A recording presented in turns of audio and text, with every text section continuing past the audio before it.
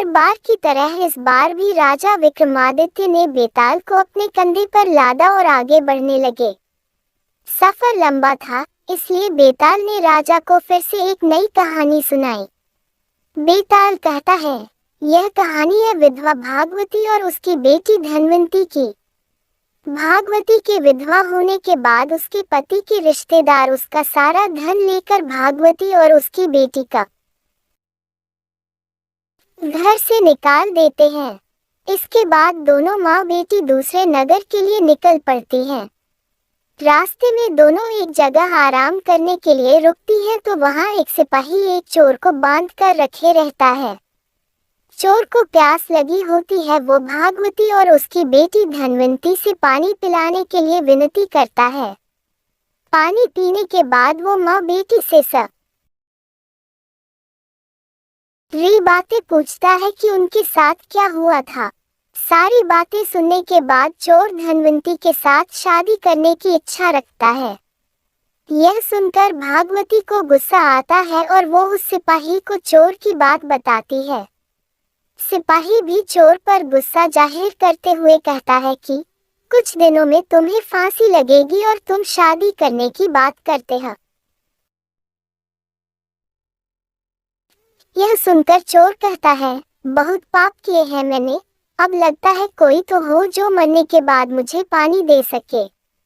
मेरा कोई बच्चा नहीं है, मैं चैन से मर भी नहीं सकता, भूत बनकर भटकूंगा मैं। यह सब सुनने के बाद सिपाही वहां चोर को बांधकर आराम करने चला गया। सिपाही के जाने के बाद चोर भागवती और उसकी बेटी धनवंती को अपने पाए धन के बारे में बताने लगा। उसने कहा, अगर आप अपनी बेटी धनवंती की शादी मेरे साथ कर देंगी तो मैं आपको अपने छिपाए धन के बारे में बता दूंगा। मेरे मरने के बाद आप दोनों उस धन के साथ अपनी पूरी जिंदगी आराम से बिता सकेंगी। उसकी बात सुनकर दोनों सोच में पड़ गईं। धनवंती की माँ भागवती ने चोर से पूछा, तुम यह क्यों करना चाहते हो? तो चोर ने कहा, शादी के बाद मेरा जो बच्चा होगा वो मेरे मरने के बाद पिंडदान करेगा, जिससे मुझे मुक्ति मिल जाएगी और मैं भूत नहीं बनूंगा। ये सब सुनने के बाद भागवती अपनी बेटी की शादी चोर से कराने के लिए तैयार हो जाती है। दोनों की शादी होती है और जल्द ही दोनों को एक बच्चा भी होता है। 6 दिनों बाद चोर को फांसी लगा दी जाती है। भागवती और धनवंती काफी दुखी होते हैं। कुछ दिनों बाद भागवती को चोर की बात याद आती है कि एक गुफा में मूर्ति के सामने की जमीन के नीचे उसने खजाना छिपा कर रखा था।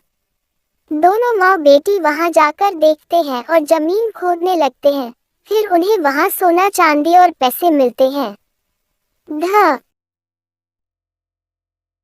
धनवंती फिर भी दुखी रहती है और कहती है, अगर पैसे नहीं मिलते लेकिन वो जिंदा रहते तो मुझे सब कुछ मिल जाता। भागवती बेटी को समझाते हुए बोलती है कि अगर पैसा है तो सारी खुशी मिल जाएगी। उसके बाद दोनों माँ बेटी एक नए शहर जाकर खुशी खुशी अपनी जिंदगी बिताने लगते हैं।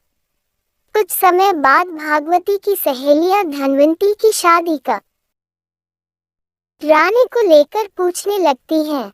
भागवती कहती है, मुझे अपनी बेटी की शादी तो करवानी है, लेकिन लड़का ऐसा होना चाहिए जो घर जमाई बनकर रहे। फिर कुछ वक्त बाद एक पंडित लड़का उनके घर आता है, जिसके सामने भागवती अपनी बेटी धनवंती के शादी का प्रस्ताव रखती है।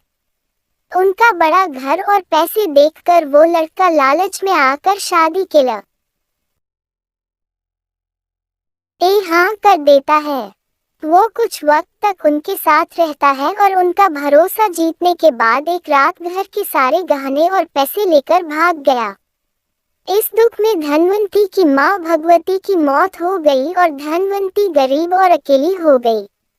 उसके बाद वो उस शहर से अपने बच्चे के साथ दूसरे शहर निकल पड़ी। समय बीतता गया और धनवंती किसी तरह अपना गुजारा करने लगी। धीरे धीरे धनवंती का बच्चा भी बड़ा होने लगा। एक दिन दोनों माँ बेटे रास्ते में भटक रहे थे कि इतने में उन दोनों की नजर एक राजकुमार पर पड़ी, जिसके गले को एक अजगर ने जकड़ रखा था। धनवंती के बेटे ने उस अजगर को काफी मुश्किलों के बाद राजकुमार के गले से निकाला, लेकिन अफसोस तब तक राजकुमार की मौत हो गई थी। इसी बीच राजकुमार के पिता, जो कि उस राज्य के राजा थे, वो वहां पहुंच गए। बेटे की मौत से वो काफी दुखी हुए, लेकिन धनवंती के बेटे के साहस को देखते हुए राजा ने धनवंती के बेटे को गोद लेने का फैसला किया। धनवंती और उसका बेटा महाराज के यहाँ रहने लगे। धनवंती का बेटा देखते ही देखते राजमहल और राजा के सारे कार्यों को सीख गया और राजा के बेटे की जगह ले ली। राजा की उम्र बहुत ज्यादा हो गई थी और कुछ वक्त बाद राजा की मौत हो गई। राजा ने मरने से पहले धनवंती के बेटे को सारा राजपाट सौंप उसे राजा बना दिया। उसके बाद धनवंती ने अपने बेटे से कहा कि पिता की मौत के बाद बेटे को पिता की आत्मा की शांति के लिए श्राद्ध और पिंडदान करना है। यह बात सुन उसका बेटा अपनी मां धनवंती के साथ पिंडदान करने निकल पड़ा। जब वो नदी के किनारे पहुंचा तो उसे 3 हाथ दिखाई दिए। इतनी कहानी सुनाने के बाद बेताल रुक गया और हर बार की तरह इस बार भी उसने राजा विक्रमादित्य से सवाल पूछा, बताओ राजन, उस लड़ने का पिता कौन है? धनवंती का बेटा किस हाथ में पिंड देगा? इसमें एक हाथ उस चोर का है जिसके साथ धनवंती की शुरुआत में शादी हुई थी।